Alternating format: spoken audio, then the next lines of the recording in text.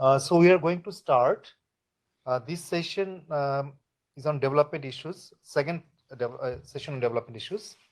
We have got Dr. Margaret Triyana from World Bank to chair the session, and three presenters, Dr. Sadia, Mr. Kartikeya, and Mr. Chowdhury Amir Abdullah. Over to you, please. Okay, thank you so much, everyone. Welcome back. We have three papers with quite a diverse range of topics. So without further ado, I'll start with the first one by Sadia Priyanka and Raisa Sara.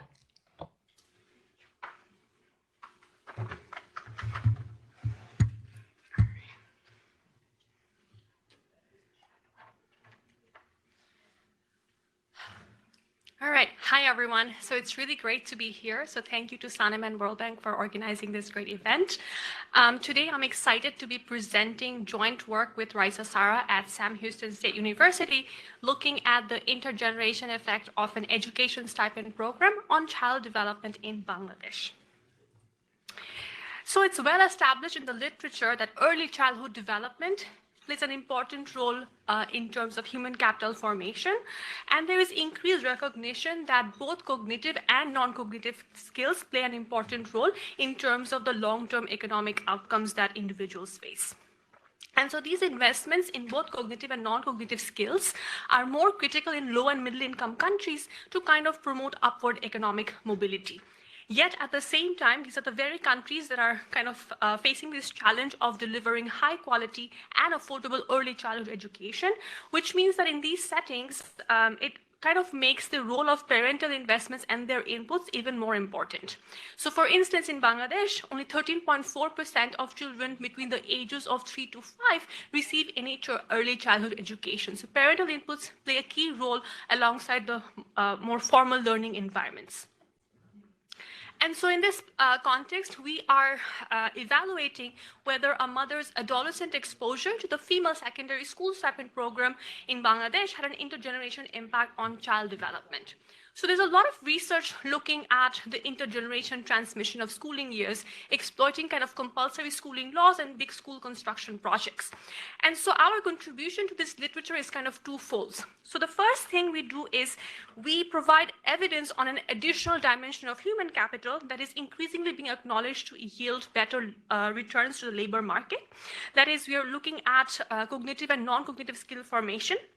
And this is particularly salient in the context of low middle income countries where school quality remains a concern. So additional years of schooling may not always translate into better skills. Our second kind of contribution is to kind of evaluate more novel mechanisms that have already been studied in the literature, and we kind of add to that.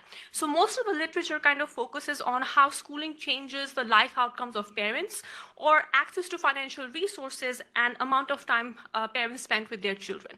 So our kind of contribution here is to focus a little bit more on the quality of parent-child interaction. So thinking a little bit more along the dimensions of like parental involvement with their children, and also thinking about changes in parenting behavior and practices.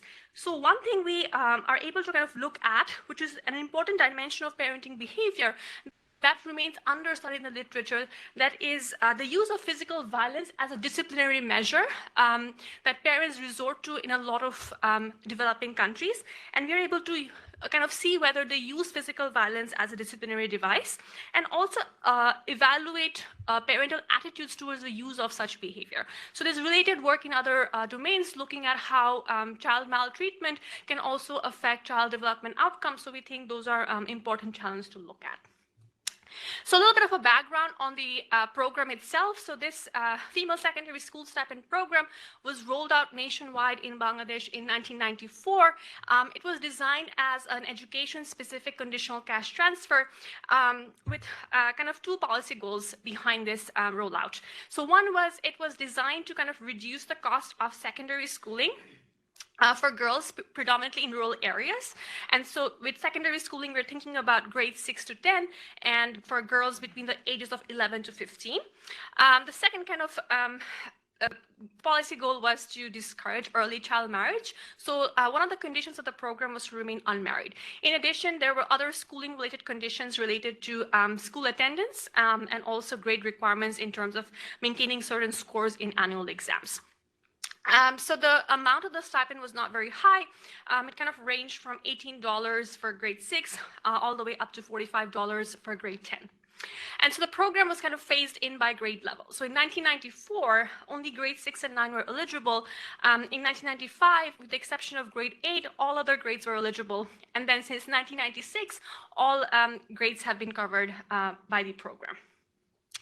So we actually exploit this initial grade eligibility in defining our treated and comparison cohorts. So we basically exploit two sources of variation in how the program was rolled out to estimate our intent to treat impact. So one source of variation we use is because of the way the program rolled out, we have a differential intensity in terms of exposure to the program, and we also exploit the geographical eligibility. That is, we are essentially comparing eligible rural girls with their older counterparts who were ineligible because they've already crossed secondary schooling age.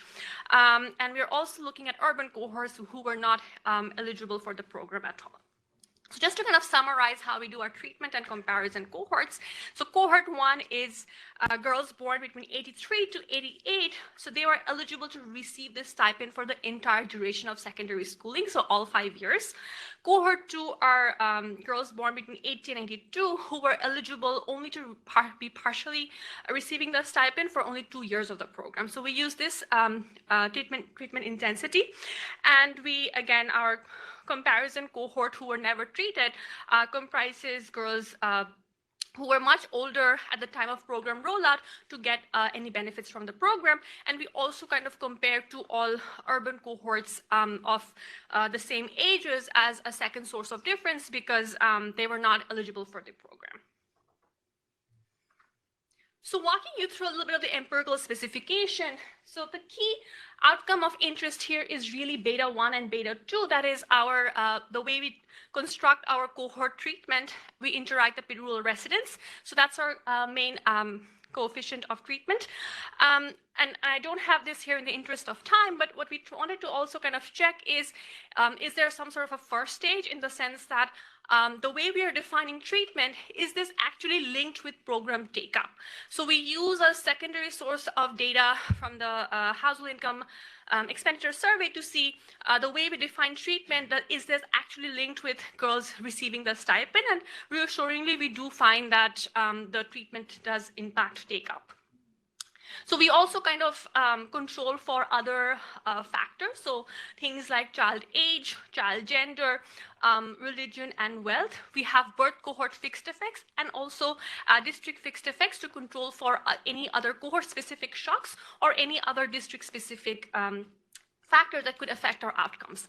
Again, just to reiterate, we are looking at the intergenerational effects. So mothers who were exposed to the program, how does it affect the cognitive and non-cognitive skills of their child? In District D, so we're looking at the second generation. And so we cluster the standard errors at the program treatment level. So we're looking at clustering by birth cohort and rural urban residents. We also acknowledge that there could be some correlation within districts. And so as a robustness, we also kind of look at birth cohort, rural, urban, and district level three-way clustering as well. And the results kind of hold up to either ways of clustering. So a little bit about the data that we use. So we are using the 2019 multiple indicator cluster survey, which is a rich data set that has a lot of cool information, I would say, on cognitive and non-cognitive skills of children who are aged 3 to 4. And they also have information on cognitive skills of children aged 7 to 14. Unfortunately, for this older group, we don't have information on non-cognitive skills. So there's like 10 set of questions that we can use for the younger kids, and they ask a bunch of questions about their reading and math ability, and then a bunch of other questions that get to more behavioral questions about their ability to get along with other children, whether they exhibit behavioral problems, do they get distracted easily, things around motor skills, health, how independent they are, so things that get to more non-cognitive skills outcome. So what we do is we basically construct z-scores using the mean and standard deviation of these variables and aggregate them into a standardized index to kind of overcome multiple hypothesis testing issue. But again, we also kind of look at when we do it individually, whether they survive multiple hypothesis testing. I have some statistics up there, and I won't read them out loud. Just to give you a sense of like where kids stand in terms of their ability to read and recognize numbers. Those are some of the questions that get to come of the cognitive skills. And then for older kids, we only have reading and math scores. We don't have information on non-cognitive outcomes. So moving on to kind of the main results.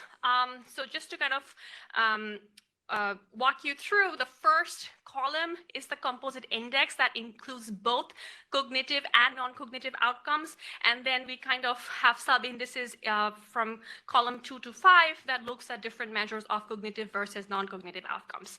And we see that for the cohort 1, who's treated for the entire duration of 5 years, there are significant increases along both cognitive and non-cognitive skill outcomes. If we were to translate this into standard deviations, it would range between 0.12 standard deviation improvement to almost 0.23 standard deviation improvement overall. Again, worth noting that for the partially treated cohort 2, we don't really see the same effects, which suggests that the duration of program exposure seems to have mattered in terms of what was affecting the second generation. So a little bit on the child development of older kids. So we do look at math and reading and find similar positive effects on these. In the interest of time, I'm not presenting all the robustness checks we do in the paper, but once we do that, the effects for the younger kids remain fairly robust. For the older kids, we do see that the effects are not as strong, and it mainly kind of persists for reading. And this kind of fits into the literature that talks about how there's a fade-out effect, that interventions as kids age out, we see less effect. And there's also literature talking about how the fading out is mainly for cognitive skills, and that for non-cognitive outcomes, we tend to see more persistence. Unfortunately, we're not able to test that. So I think the most interesting part of the paper is kind of the mechanisms that are underlying these changes. And I kind of just summarize them in this slide. So we look at changes in maternal life outcomes using 2 combinations of data. And we find that women are delaying the age of marriage, marrying men with better education, who are also working in the formal sector. We see that women themselves are more likely to be in formal work and participate more in household decision making. Again, we see some quantity quality trade off because we see total fertility also falling. So we do see that household resources are going up and women have a better say in how those decisions are being made. As a result, we see that there's changes in the type of investments households are making. So young kids are more likely to have attended ECE themselves, and households tend to have more investments in reading materials beyond textbooks, things that we think are more directly linked to these child development outcomes. And lastly, just kind of focusing on parenting practices. Again, we do see that there's greater involvement with children. That is, parents tend to read more to their kids. They're more involved with their homeworks, getting to parent-teacher meetings, and a range of outcomes that we're able to look at. And I'll lastly have one last point to make. That is, and I think this is kind of the cool finding of the paper, is we're able to look at both how parents change their attitude towards the use of physical violence and what their behavior actually shows. And so we find that they're less likely to believe that physical violence is required to raise kids well, and they also resort to more non-physical disciplinary measures. So I'm not going to read the concluding slides, which kind of summarizes what we did and find. But in terms of the policy implication of programs like this, we want to kind of emphasize that policies that target adolescent girls can potentially boost long-term mobility for families. And again, just to kind of contrast, in India, they looked at this maternal education for adult women, and they find much more smaller effects on child outcomes. And I think partly it has to do with the mechanisms where more of the life cycle effects come in if we target girls earlier on. Thank you so much.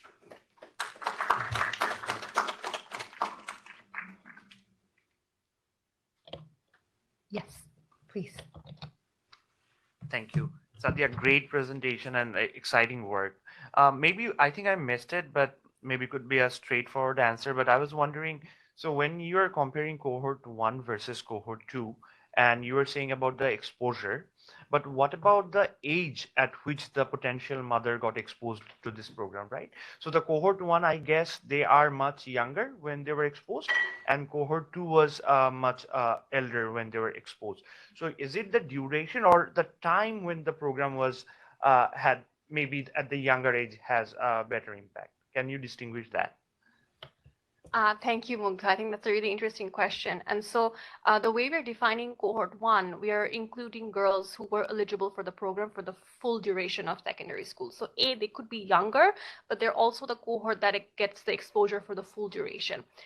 Cohort 2 only got exposure for the last 2 years, for 2 years of the program, right? And so they were a little older when they got eligible because they were maybe further up in the secondary schooling grade system. So in a way, we are mostly picking up on whether you had full exposure for the entire duration of secondary schooling versus not.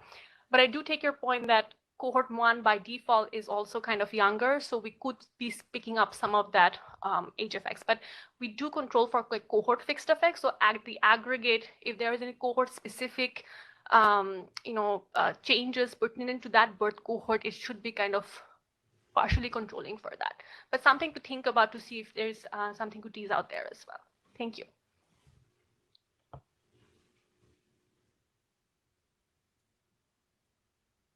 Do we have online questions? There is no online question. Okay. Well, I guess I get to ask my question. One question. There is a question in the back. Go Yeah, ahead. I think that this might be a naive question, or maybe I also misunderstood.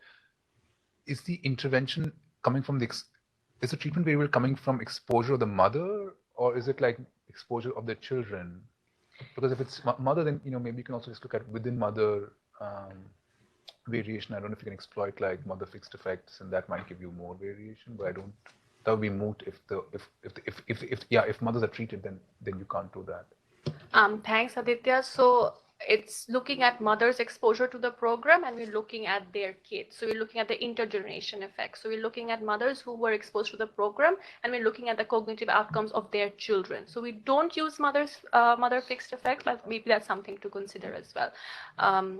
We have to see how much variation we have if we do that. But thank you.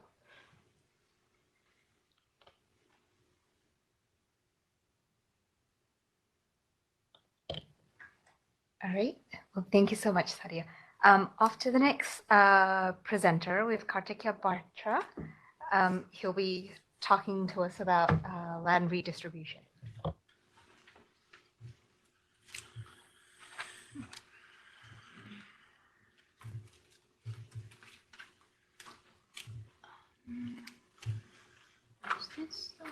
That's the paper now.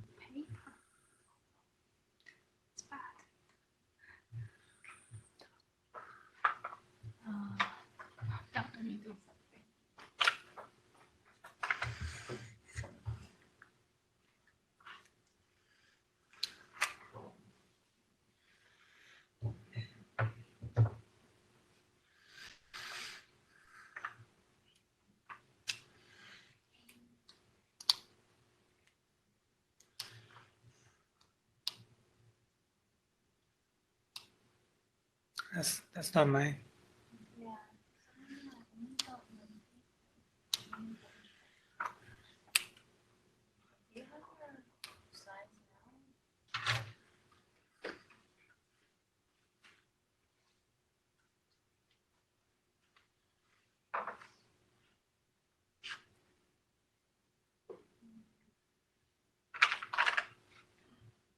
It's not in the folder. Yeah, that's in the next section. But can we switch now? Yeah. Can start and we can fix it. Yeah, the next person. Why don't we switch to, yeah. No, I think they're going to. We have Amir who will talk about education in Bangladesh.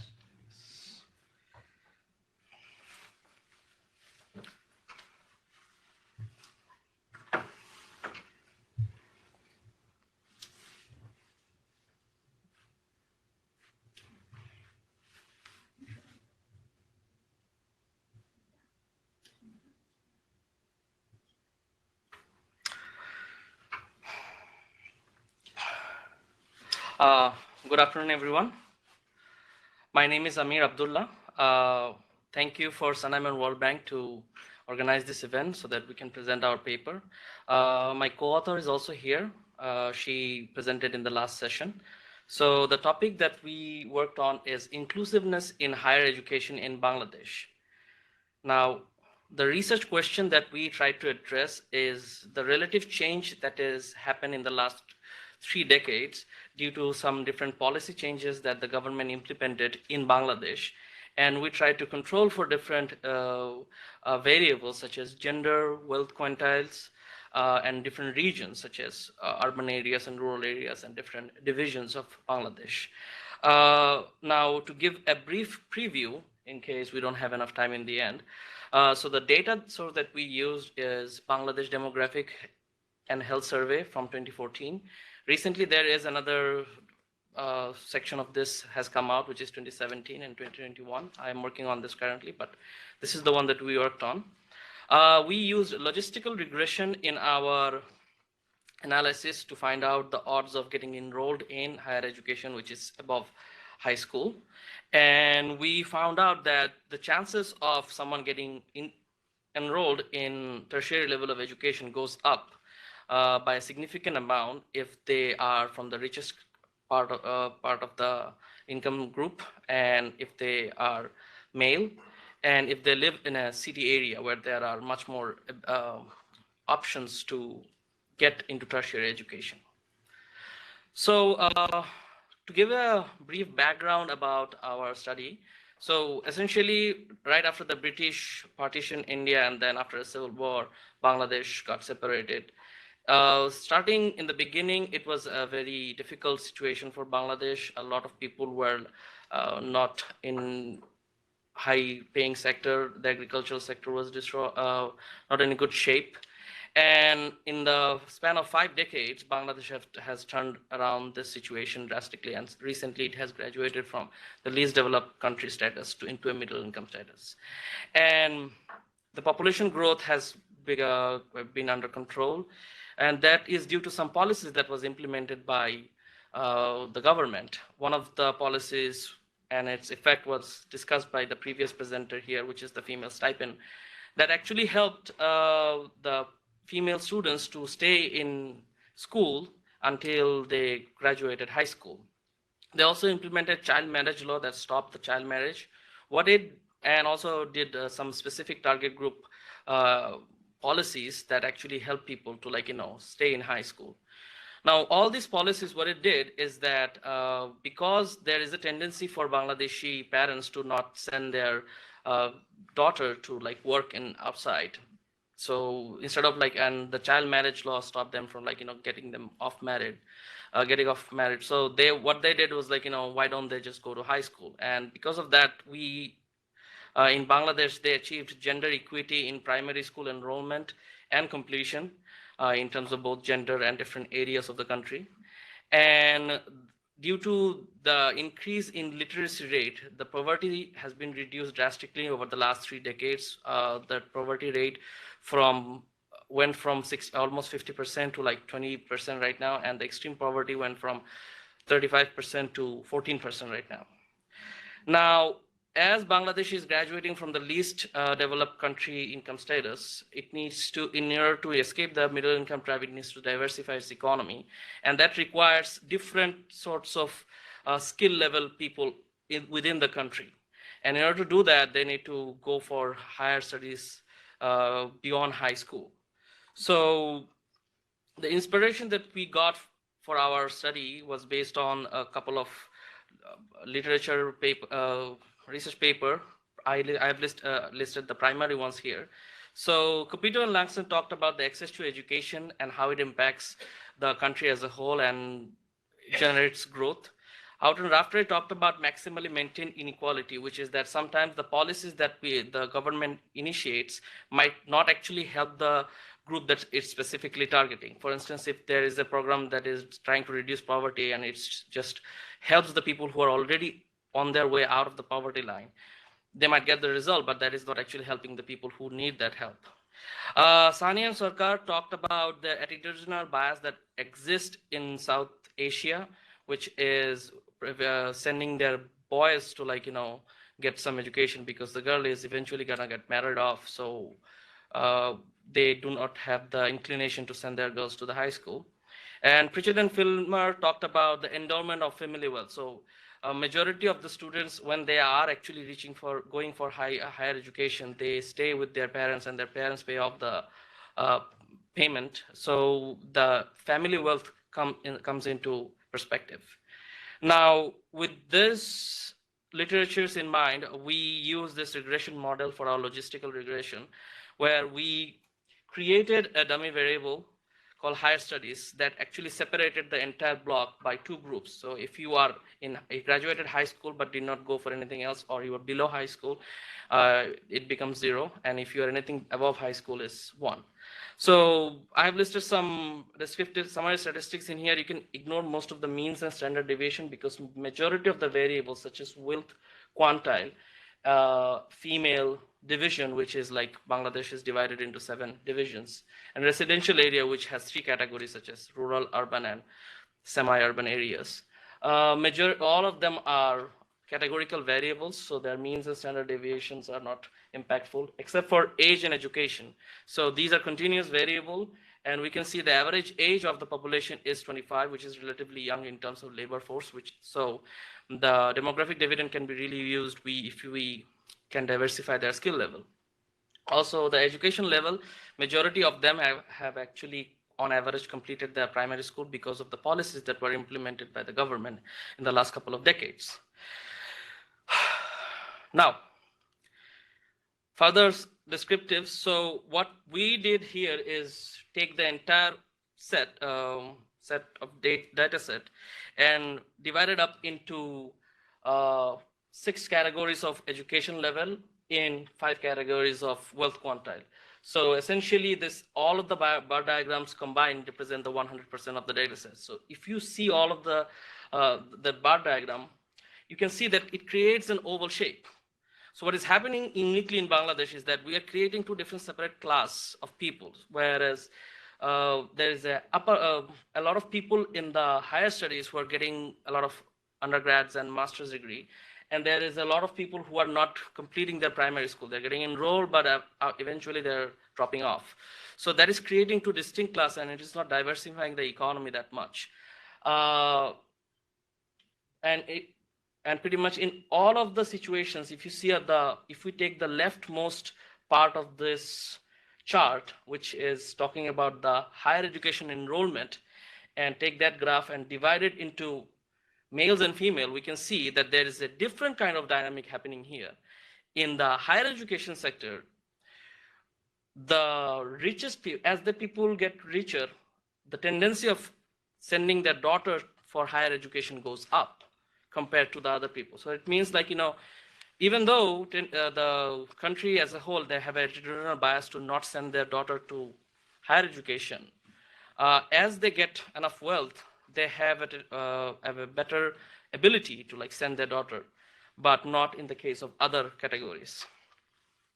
Now, this actually shows the difference in terms of male and female population in rural and urban areas. You can see that the differences are pretty much the same, which is like 60 or 70%. And that is the descriptive one. Now, if we go and see the logistical regression logic result, I included the odds ratio of different people getting into the higher studies. So if we see the first variable, which is the wealth quantile, the base category is the poorest, and in compared to that, the chances of someone going into the higher studies goes up by a significant amount. And in the case of the richest person, it's like 62 times of the poorest category. So it's a huge difference.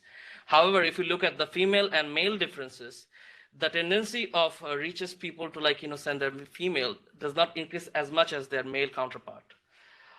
Similar thing we can see in the female category. Chances of a female to join the higher education sector is like 1/3 of their male counterpart. The division is the sector political area that is in Bangladesh. Like Bangladesh has 7 divisions, and in terms of in comparison to Borishal, which is the base category in our analysis, almost all of the divisions are actually showing a different lack of enrollment in the higher education sector. However, something interesting happens in the region when we look at the region. So both in city corporation and urban areas compared to rural areas have similar odds of getting enrolled.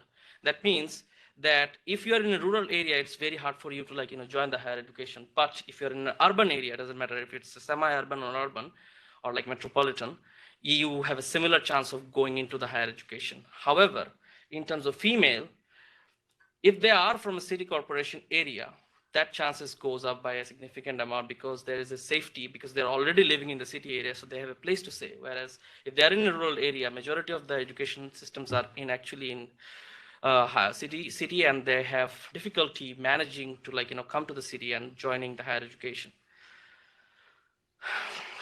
Now, based on those results, we can actually think about some policy discussion where we can say that the government, in order to diversify its economy, it should take region and group-based approach to solve this dilemma that it's facing. A good thing would be to diversify its labor forces by increasing vocational and technical training abilities and encourage public and private participation. And also we need to have some campaign to raise and change the attitudinal bias that exists. That is my presentation. Thank you for listening to me, and I will welcome some questions. Yes.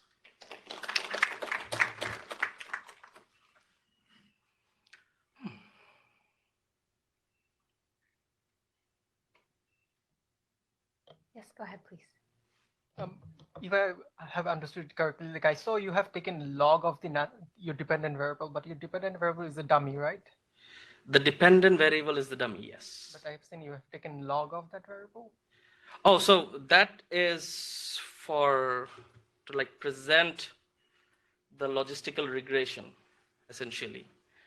So we did not take the log of it. It's just to represent the logistical regression. Yeah. Okay. Yes. Sorry.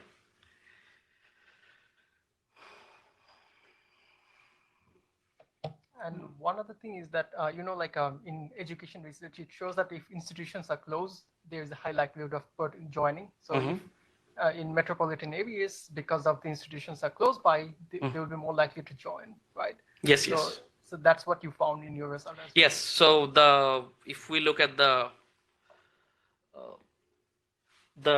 city corporation urban area, the regional dummy, the rural area is the base category. So doesn't matter if you're living in a village, it's very difficult for you to get in. But if you're living in city corporation and urban areas, so in Bangladesh, they have colleges in semi-urban areas. So if they cannot get into the metropolitan universities, they can actually get into the colleges in the semi-urban areas. So the chances of getting enrolled in higher education doesn't change that much in comparison to the rural areas. However, in terms of females joining the tertiary level, it's difficult because they need to have a place, and there's a safety issue, and people don't want to go. Even the daughters or female people don't even want to move when there's a safety concern. Yeah.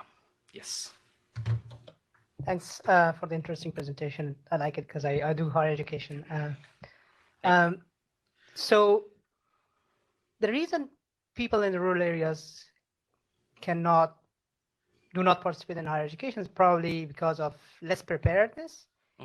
Because in countries like Bangladesh, the intake for university is based on a nationally competitive university entrance exam. Yes. You may know Abhushan Choi. He has research on providing DVDs to students in rural areas in Bangladesh to see if that increases their capability to compete in the national universities. How much of that do you think, how much of your result is probably because of lack of preparedness? Yes, so you raised an interesting topic. Majority of the people who want to go for higher education, they want to go to some selective number of universities which have that admission test that you are talking about, where they prepare for a long time and then they take an admission test and they get in. However, there are other possibilities of going into the tertiary education, which comes into play in our data set. So it's not just only the premier public universities or private universities which are located in the metropolitan areas of Bangladesh. There are some semi-urban areas which has colleges under the national university. So that is also a place where they can actually join and get enough degree, and where majority of the industrialization is happening outside of Dhaka right now. So if they get a degree from those universities, which are not reputed enough, like Dhaka University or something like this, they can still get a degree and join the labor force in those industrialization that is happening outside of Dhaka. That is not divided in this data set, so yeah. They're under a banner of what we call National University. Under a banner of called National University, and they are all degree colleges. So, and they are quite a few of them. Yeah. So significant numbers, like more than the combined public universities. I have a question. Yes. So you are basically finding that women are not going to higher education. They have difficulties going into the higher education. And then you attribute it to safety. It might be an issue. Come to that conclusion. You just assuming that, or there is a safety issue that we found in different literatures, but that is not the primary concern here. That it might be one of the issues that impacts it. So we cannot deduce that based on this result. I mean, it can be cultural. It can be cultural, yes. Family. And yes. So also there's a societal pressure to, like, even though the child marriage is like off that much, but essentially when they graduate high school, majority of them get married off in rural areas. So that can make an impact. Sorry. Thank you, Amir. Okay. We have Kartikeya. Hopefully your slides are up now.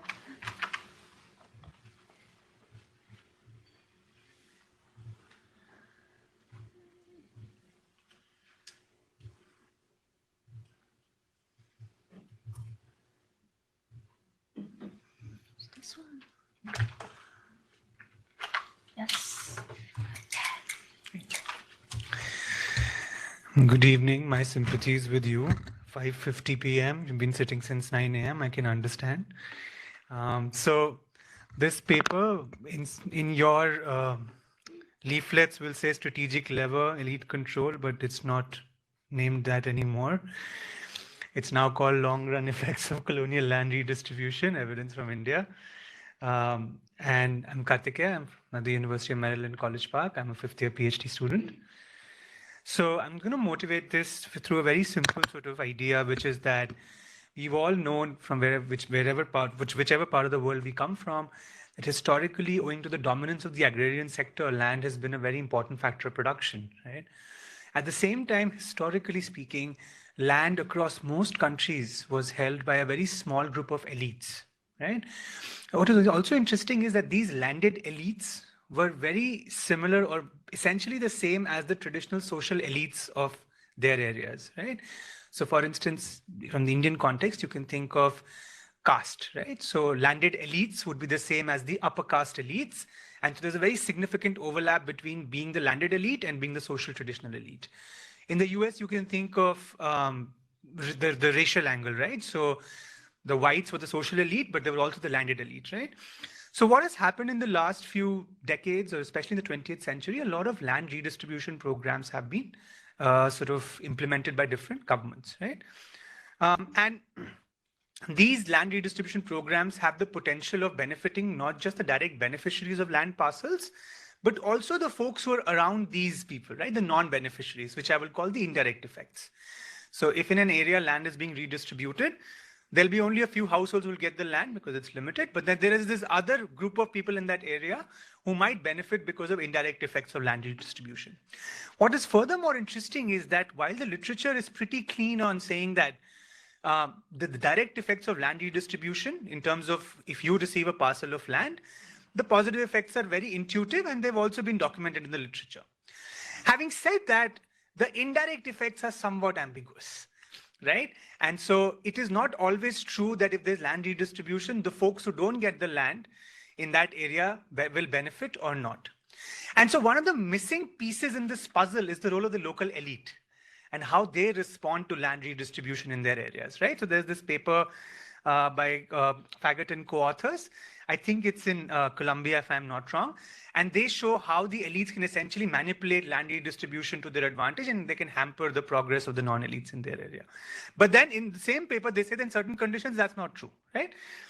So if land redistribution's effects are ambiguous, then this is consistent with the fact that land concentration's effects are also ambiguous, right? Because if the effects of a solution are ambiguous, so are the effects of the problem, which is land concentration. So there are papers that will show you, like Dell, for example, shows in Peru, that actually, you know, the landed elite provided for more public goods for the non-elite.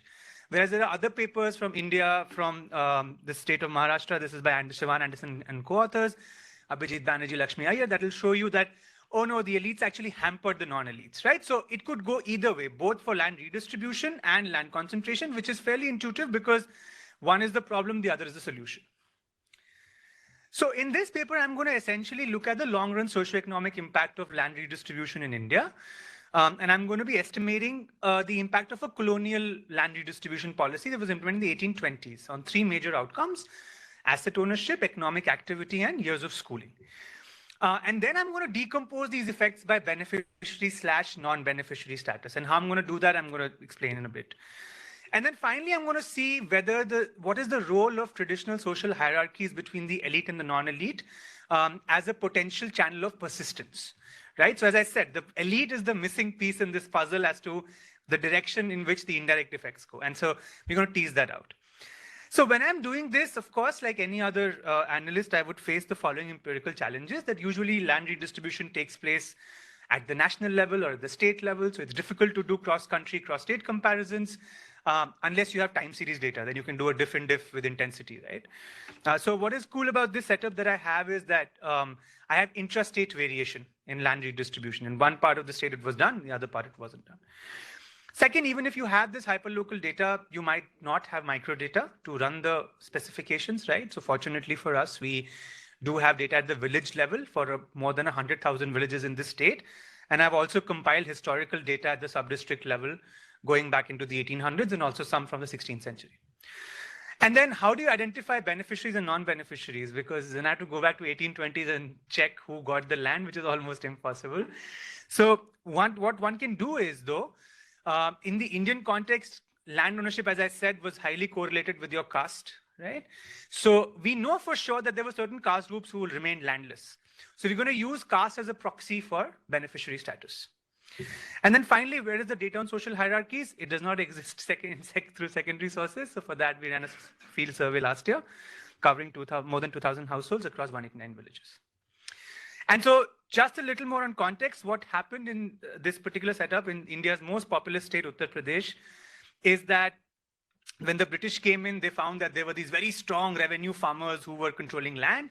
So they annexed one part of the state and they said, nothing doing, we're going to redistribute this land to the original village communities who we think were the original owners of the land and from whom this land was taken away by the rulers of the day, right? So land redistribution takes place in 77% of the area. In the remaining area, I mean 23%, they let status quo persist. What they do is they give the revenue farmers the proprietary titles of that land, thereby creating intrastate variation where one part of the state is highly concentrated and the other part of the state, the land ownership is diffused. It's by a ratio of 1 to 3. So in control areas where land concentration persists, if you have 17 landowners per 1,000 people, in the treatment areas, you have 49 people per 1,000, 49 landowners per 1,000 people. So that's the magnitude. And so the other important thing to note is that if you look at the caste structure, there are very simplistic idea. There's upper caste, among whom there's a landed elite. Then there's backward caste, intermediate, there's scheduled caste who are the lowest. The way land redistribution is done in this context is that essentially land remains within the same social stratum. That even after redistribution, the primary beneficiaries are the upper caste elite, but it's just that now more upper caste households have land, right? So land is not changing hands across social strata, but within the same social stratum, it is changing hands across economic strata. Yeah. Okay, and so this is the boundary that it gives us to exploit for a spatial RD setup. where the inside part is the unreformed area, which is the control area, where there's 17 landowners per 1,000 people. And outside the boundary, on average, we have 49 landowners per 1,000 people. I'm going to exploit this boundary, which has been done by Priyanka Pandey, who also happens to be at the World Bank, apparently. And so I'm going to be exploiting that boundary and estimate these effects using a spatial RD model. Okay. And so this is a fairly simple specification. Outcomes for village V, agroclimatic zone Z, segment S. I divide the border into 25 segments, as is in the literature. We look at the Dell et al. Paper in 2018. So I'll divide the segments, and then I'll regress outcomes at the village level on whether the village is on the reformed side, on the unreformed side, a local linear polynomial in distance to the border, along with distance to 4 important historical cities. 3 of them are former capitals. 1 of them is still the capital. And 1 is an important commercial center. I'm going to be using segment fixed effects, agroclimatic zone fixed effects, and village level covariates, which are geographical, climate, and bioclimatic, a location rather. And then I'm clustering my standard errors currently at the district segment level, but I can show robustness to different levels of clustering. Data is coming from different sources and different timelines, right? So I start with 16th century pre-colonial pre-treatment covariates. Then main outcomes are coming from population census 2011, schooling 2011, socioeconomic caste census, economic establishments, economic census 2013. Data on social norms is coming from elections, field survey data. And as I said, I have historical data compiled at the sub-district level from a book called N.A. Akbari, 16th century, and colonial gazettes on the 19th century.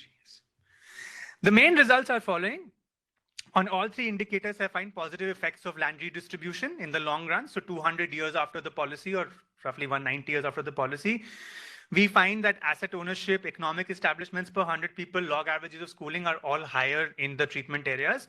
So in the treated areas, there's a positive treatment effect, and the range is 6% for 6 to 7% for assets and years of schooling, and 75% for economic establishments. Now you would be surprised, but it's coming off a very low base, right? So economic establishments in control areas 1.41 per 100 people, it jumps up to 2.41. So that's coming off of a low base, but the percentage is 75%. So it's pretty significant that way.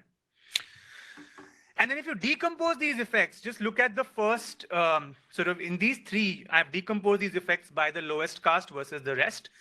The unambiguous result is that in the long run, the lowest castes or the landless, the non-beneficiaries have benefited in the long run, right? Because of data constraints, I can't say much about intermediate and elite for assets and years of schooling because data remains clubbed in India, and that's how India records its data. But for one of the 3 outcomes, we have data segregated by all 3 caste groups. So we see positive effects for all 3 caste groups, which means the landed and the landless. But for all 3, if you were to look at unambiguous, one result from this slide is that after redistribution took place, the folks who did not receive land parcels or the landless lowest castes seem to have benefited in the long run because of redistribution. That's the main key takeaway of this slide. And so one of the potential mechanisms I wanted to tease out was the role of social norms, as I mentioned in the introduction. And so my idea was that, imagine that there are these 2 areas, one with this huge landlord, one landlord controlling huge pieces of land.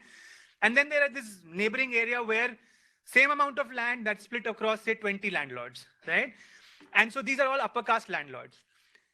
Does the fact that the power of the elites goes down in these treated areas, because now there are 20 of them owning the same land, does that lead to dilution of the norms that made these elites the elites in the first place, right? So castes and elites persist because there are certain norms associated with them, right? That the lowest caste can't be mobile, they can't study beyond a point, they can't take up certain jobs, right?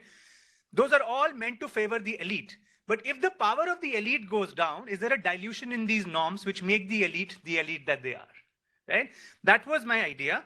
So for that, I essentially ran a field survey and we asked questions about the non-elites' opinions about caste-based stereotypes, that should you get more education? Should a lower caste get just this much education? Should you work better jobs? So when we asked these questions, we found that the treatment effect is such that in the treated areas where there were more landowners and their power went down, the landless folks or the non-elite folks are less reverential. They are less likely to agree with these caste-based norms, which are detrimental to them. They're more aspirational and they're more likely to say that the caste system should be changed. And with that, I have come to the conclusion slide after you said the stop. So I think I'm on time. So there is mixed evidence on indirect effects of land redistribution on beneficiaries. I exploit a spatial RD setup to tease out the effects. I find overall positive effects. I find that for the landless or the non-beneficiaries, these effects persist. And I think that one of the potential channels of persistence is the fact that because of redistribution, the power per elite went down. Therefore, there was a dilution in the norms amongst the non-elite who did not think of them as big as they used to be. And so they became more aspirational and they became more mobile socioeconomically. Thank you.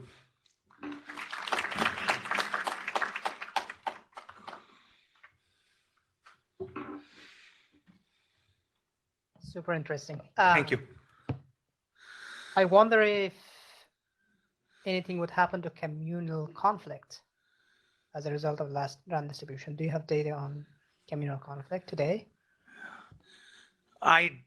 I could collect it, but communal conflict within a very narrow bandwidth, even if it does happen, it should affect both regions similarly, right?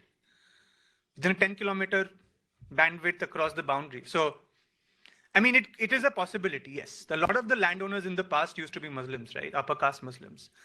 So, yeah. But that is a factor. But how that might impact these results is, I don't think that's super threatening to my identification strategy. Yes. Oh, should I? Okay. Oh, okay. Mugdho and then the gentleman here. Yeah, super exciting using the historical data in a very, very intelligent way. Congratulations to you for that. But I wonder, first of all, so from the backdrop, it looks like British did something very good for us after 200 years. But I'm not sure if that's true or not, because they've certainly had motive, right? Because as we know from the history, the land distribution or the way they were dividing these zamindars, because it was easier for them to collect taxes. Correct. So now, having said that, if we think about a grand general equilibrium model where actually we lost a lot at that time, the way the British was collecting taxes, maybe there is a long-term effect that is showing that there is some positive one. If you have anything to say on that. Yeah. And then again, these are spatial regression discontinuity. So we are talking about only areas very close to the border. Correct. So do you have any idea what is happening if it's too far? Yeah. So robustness is can be shown until 25 kilometers at least. I can probably go even further, but at least 25 kilometers. And of course, these are late effects, right? I mean, so for sure. The first question, it's a very fair point, but if land redistribution was another sinister idea, then actually these effects should not have been positive, A. Right? So if you are saying that land redistribution did happen with some sinister plot in mind to actually exploit the areas where land redistribution took place, then these positive effects are counterintuitive, A. Even if I want to not believe, sorry. No, why? Because it's after post 200 years. So yeah. One immediate effect, another is the long-term effect. Yeah. So I'm just saying that's the first argument. The second is, even if I control for colonial tax demands, I find that these effects persist. Yeah, and I mean, not just colonial demands, but like I have controlled for a bunch of colonial infrastructure like schools, markets at the sub-district level from the 1900s. Their effects persist. Yeah. Sorry, yeah. Thank you for the interesting presentation. I have one observation from your presentation is that you have taken the policy 200 years old. Yes. Independent India took land reform policy in 1961. Yes. Is there any specific reason that you have not taken 1961 when India was more empowered to take its own decision rather than the colonial policy on the... Yeah, so that's the problem, no? As I mentioned early on that a lot of the... Sorry. No, go ahead. I have one more observation is that if you take the caste as a unit of land holding, that is okay. So I see that the land remains within the caste, but there are a lot of things happened within the family as well, like nuclear family yeah. and per capita land. Of course. So have you looked at that aspect? Yeah. So to both the questions, I think my answers are A, that I did not do 1961 because a lot of it actually has been done, A, but notwithstanding that. B, initially I mentioned a lot of the treatment usually happens at the state level. So it's very clustered. You don't have power to do cross-state comparisons, right? Beginning 1961, that is A. And then B, this was a much cleaner setup, just for internal validity purposes. That is the other argument. Second one that you send nuclear families, that's actually a part of this theoretical model because, as I said here, Yeah, redistribution, bigger elite class, smaller landholding, lower hegemony per elite. This got further compounded when what you said happened, where when you gave land to village communities, there was a lot of division of that land within the village community. Like, I want my piece of land, I want my piece of land, I want my piece of land. So they all remained social elite, but economically their power started whittling away. And that led to a sort of scenario where the lower caste probably were not looking at them as the same, pedestal as they were in the control area. So that is actually very true. In fact, there is an article by Eric Stokes, 1983, that talks about this. Very interesting. I'm indeed very interested in this particular topic.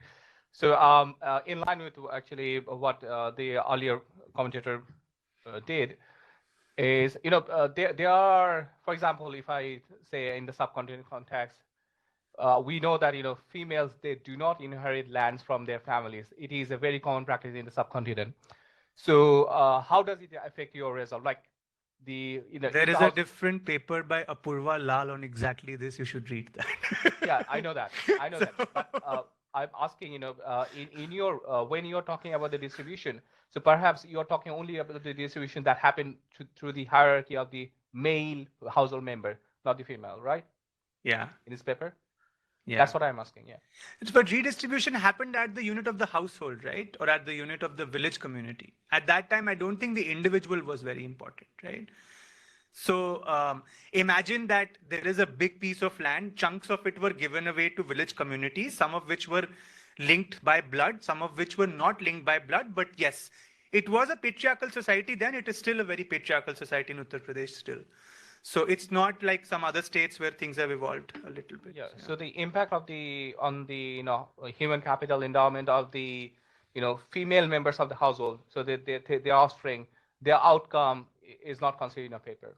That's exactly what I'm saying. There's a separate paper that looks at that exactly, and what he finds is very interesting. At least it's a working paper right now. I don't think it's published. What he finds is that when this happened, because land was given away to village communities, they feared that if they had women as their children, they would have to give land to some other family to which they'll get married. So that led to higher female mortality rates, female infanticide rates, because of which there is lower presence of women in these areas today. So that actually is something that he does, which, I mean, it's a very different. Aditya, I think your hand was up. Yeah. We're out of time. We'll open the floor in the last 2 minutes for all other papers, I suppose.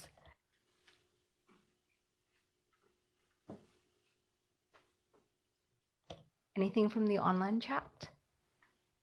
No. Nothing. Okay. One last question. Someone who has not asked profusely. Somewhere in the back. Yes, go ahead. If you could specify which author. Thank you for the inclusive decision. So I heard that fantastic insight, by the way, from history. So I heard that you said there was a point when there was competition among the landlords that kind of dropped down the elite syndrome. How do you think that finding fares in contrast to the popular beliefs in behavioral studies where we say that competition can beat up the ambition further? I mean, we have evidences from history at state level and also at micro level. It could lead ambition up. At the same time, it could also lead. So I don't think they're mutually exclusive, right? I mean, your ambition might be going up, but just the fact that your endowment is much smaller now makes the people who earlier used to revere you less. So you probably come up with strategies to sort of, fight the other competition because the social base is the same that you want to capture, right? It's a zero-sum game. So I don't think that is sort of mutually exclusive. I think both things can happen where there is increased competition. Yes. There is higher ambition. Yes. But because there is higher ambition, you are now in a state where the non-elite can probably play you, if I were to say it that way. Or at the least, I would think, and that's what my results are showing, and there is a model by Asimoglu and Robinson 2006 that sort of supports this, is that they might just feel that, they are no longer the godly figures that we thought they were. Great. Thank you so much for presenting, and thank you for all the questions. Thank you.